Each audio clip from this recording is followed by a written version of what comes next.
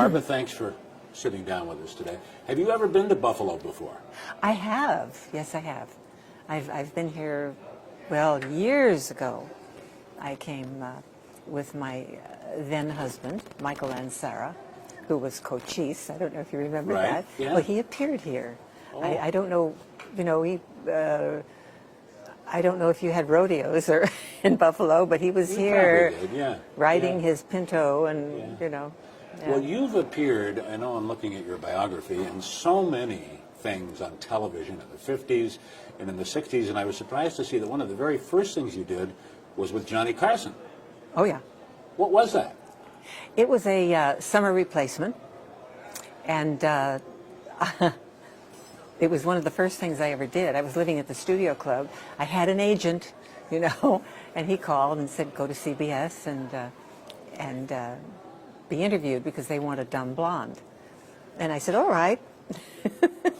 I just wanted a job. And he said, and wear the dress.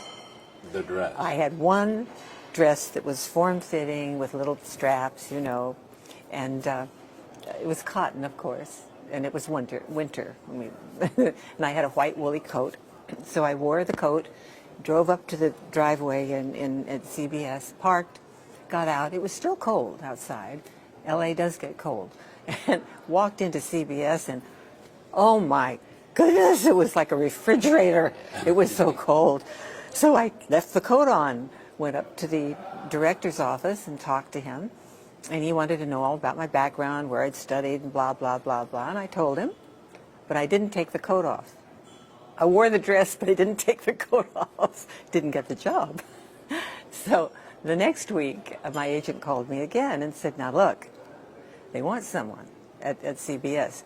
Wear the dress, but take the coat off. And then you got that job. I got the job. Yes, I did. You also worked with Elvis. I did. What was that like? It was wonderful. He was just, he was such a complete, lovely man. Well-mannered, well brought up. I'd walk on the set and he'd stand up immediately and get me a chair. They don't do that, on movie sets. And he was it was a pleasure to work with someone who really cared about what he did. He wanted to be good, and he was. Now, a lot of people don't realize, I know you certainly, best of all from Idrina Genie, but you were, and probably still are, quite a singer in your day. Well, I studied, that was the first thing. I studied at the Conservatory of Music in San Francisco, but I wouldn't say I was a singer. I studied, and I didn't sing. I mean, I sang in San Francisco, but never in LA until I did Genie. And then suddenly I had to do all the exercises and get ready to appear in Las Vegas. And that's when I started to sing And you did again. a lot of those old family variety TV shows that used to be on. You were on all of them. Dean Martin, Merv Griffin, oh my God, Bob Hope. I did 24 Bob Hope shows, Christmas specials, yeah. Did you ever go on the road with him when he went? I did. I went to the Persian Gulf. What was that like? Thrilling. It was thrilling. He commanded such respect and love from our fellows in the service. It was just, I get goosebumps when I think about it. When we were rehearsing, this was at NBC, not CBS, one of the crew members was sitting next to me, and he said, you know why I'm doing this, don't you? And of course, none of us got paid, and crew members usually get paid. So. I said, no, I don't know why you're doing this. He said, I'd walk to hell for that man. He said, I was in Vietnam. He's the only one who came behind the lines and made us have a bright day. He said, I'll do anything for him. And then when I got to the Persian Gulf and I saw the reception, oh my land, it was better than the girls he brought along.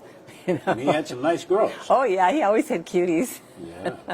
Is there such a thing as a highlight? I mean, what's the thing, looking back on your career, that really you are most proud of, enjoyed doing the most? What stands out? I can't answer that. I can't answer that because my work has progressed just so gradually. It was steady. It was never boom, rah, rah. You know, I was under contract to Fox. I did, I guess, 12 films there. They loaned me to MGM, which was fabulous, because that was a great studio. And I did 2 films there, and 2 at Columbia, and 2 at Universal, counting them up.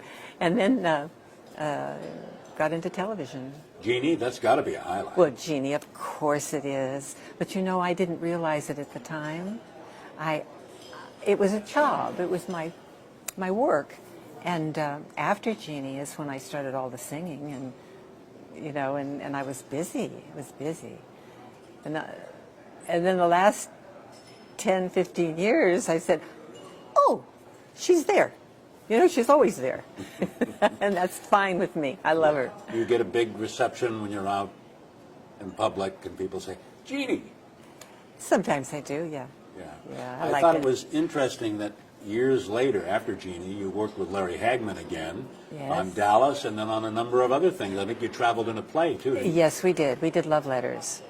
And we also went to Australia and appeared together and we did the Comic-Cons, actually, Larry and I. He's a Nice guy? very nice guy, very nice. Special. Special. Very talented, extremely talented. Do you think you were at all typecast because of Jeannie? Did you have any difficulty after that show ended doing what you wanted to do? I don't think so, because I appeared and produced about 12 television movies. So they were all different, you know. I did the film Harper Valley PTA, and then this TV series Harper. She's way different from Jeannie. So I don't think I was. I am now. I think everyone thinks of me as Jeannie, and that's fine. What are you doing these days? Do you keep busy all the time? Or I do you do. I do. My husband hates it, but yes, I do. So you travel the country? What do you do? I travel the country. I also have a one-woman show. Not really one woman, because I have someone on the stage with me like you are, and we talk, and have clips. You know, it's called On the Magic Carpet with Barbara Eden. And I do love letters. In fact, I think starting in February, March. Yeah, February and March. And we might be up here. I don't have my book. I have to have my book there and look to see what I'm doing. Were you surprised at what a success Jeannie was and that it's still on the air? And do you ever watch it? I see it in the darndest places. You know, I'll walk one time in Germany, in the airport. I heard a voice, and it was Larry's, and I looked up, and there we were. You know, I Dream of Jeannie was right there. Yes, I've seen it many, many times. Surprised that it's still around and it was such a popular show? I am. I'm very grateful. Extremely grateful. Was it fun to make it? Yes, it was. Yes, it was. But as you know, it's a work. It's a job. But it was fun. Yeah. Now, when people, like if you're sitting there in the restaurant or in the airport and you see that come on, do other people kind of go, wait a minute, is that her? Well, I'll tell you, in Munich, I was walking pretty fast when I saw it. I don't know if they do. Yeah.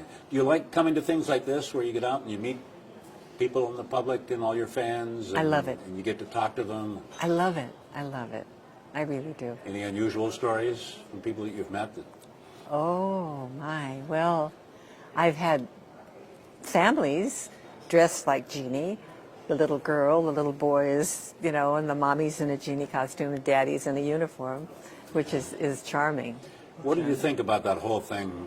It's been talked about for years, where when you first came on, you weren't allowed to show your belly button. Oh, well, no, when I first came on, no one cared. Oh. No one cared. And then one of the reporters from the Hollywood Reporter would come down on the set, and he'd say, don't believe you have one. And I said, a one what? He said, a belly button. And I said, ha, nickel a peek, you know.